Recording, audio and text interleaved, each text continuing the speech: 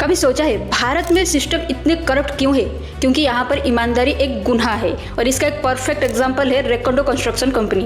1970 में ये कंपनी दो पारसी ब्रदर्स ने शुरू की थी और 1976 में उन्होंने पुणे का आइकॉनिक जंगली महाराज रोड बनाया।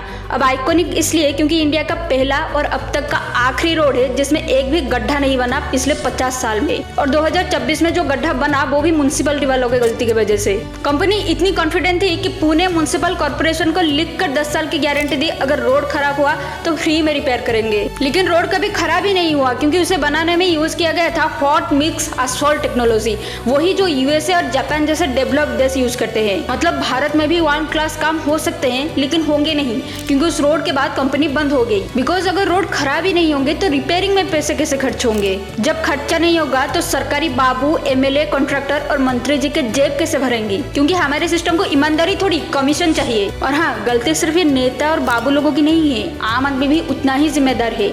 चाय की टपरी पर अंबानी और अदानी को तो गाली दे देंगे लेकिन मजाल है अपने लोकल एमएलए और किसी सरकारी अधिकारी के खिलाफ इनके मुंह से एक शब्द निकल जाए। इसीलिए इंडिया कभी भी चाइना और यूएसए के बराबरी नहीं कर पाएगा क्योंकि अगर बराबर होना होता तो 50 साल पहले ही हो चुके होते। वीडियो पसंद आया तो लाइक सब्सक्राइब कर लेना।